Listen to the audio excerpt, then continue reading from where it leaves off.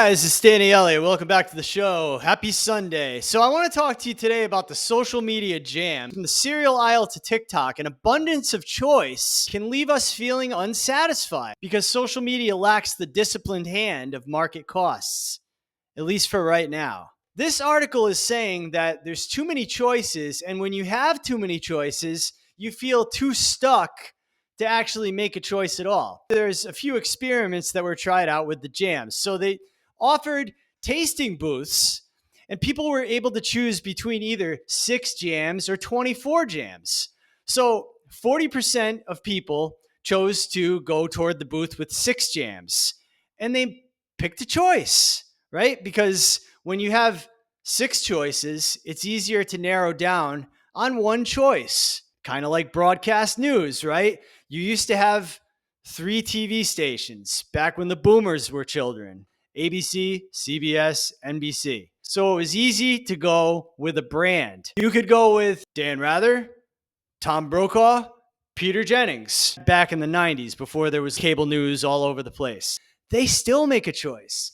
Boomers either they like MSNBC, they like Fox News, they like CNN. They like having fewer choices. The 24 different varieties of jams, out of those, only 3% bought some jam. So 10 times the amount of people actually put their money down and make a purchase.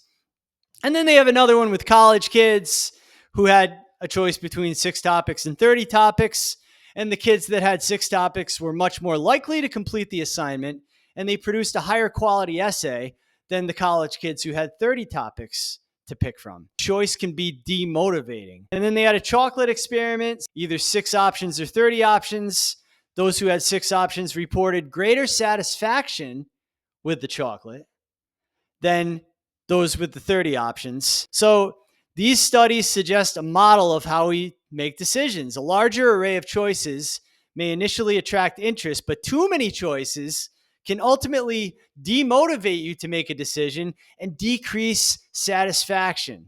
Now, think about this not in just terms of jam, not in just terms of social media, but in terms of the dating marketplace, right, guys? Over the last 15 years, since dating apps have come along, everybody has had millions of choices on dating apps. You didn't just have the 6 people who were living near you in your town who were interested and open and available. Now you can go on a dating app and you're able to sift through thousands of profiles in a single day.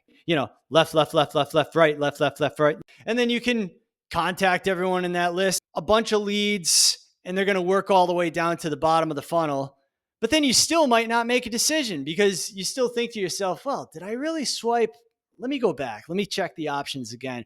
Let me check what came in today. It's like this with housing too. Like if you're trying to choose a house on Zillow, you have inventory that's exploding across the country. You're going to say, all right, I like this house. You're going to click save. You're going to heart the house, right? Email somebody about that house. You're going to try to get a little deeper into the funnel for that house, right?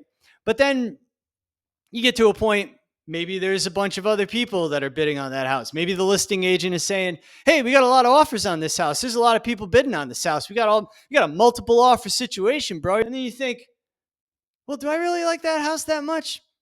You know what? Look at this. This morning, 3 hours ago, this house just popped up. And then you start clicking on that house. You start flipping through the pictures. Right. Oh, I like the pictures. Oh, I like this house. Oh, this neighborhood looks a little better than that last neighborhood. Maybe I'll go for this house. It's got a Florida room. Look at this. It's got a view of the water. That other house didn't. It's beautiful. It's wonderful. It's fantastic. Let me contact that agent. Oh, by the way, we got a multiple offer situation. You're going to have to come up on your asking price. Well, look at this one. It just got listed an hour ago. And then you go through that again, and then it just keeps on going. It's just like the dating market. It's just like social media, right? If you're on TikTok, if you buy a ticket, you take the ride, you get on the TikTok train, and then you're flipping and flipping and flipping. And then the next one in the feed comes up, and then you keep on watching, and you watch the next one, and you keep on watching, and you're just on a train. It's like churn marketing, You never actually curate to what you are looking for. You'll never actually make a decision. You're just going to be driven in a direction by a narrative, by a mainstream flow of data and information, which is all curated. It comes from the government, it comes through the media, it comes through CNBC, it goes through the stock market. With real estate, it starts at housing policy in Washington, then it goes through the realtors, then it comes out into the mainstream through all of the living in channels on YouTube.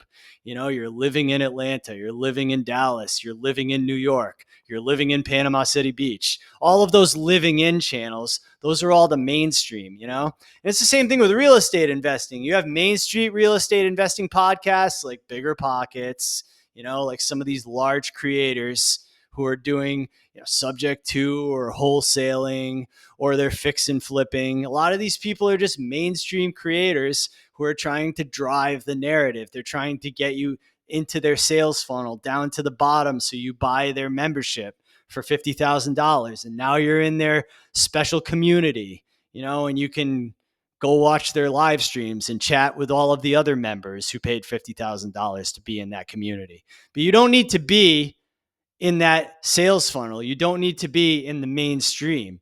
You can curate exactly what you're looking for in the market if you know the direction you're going.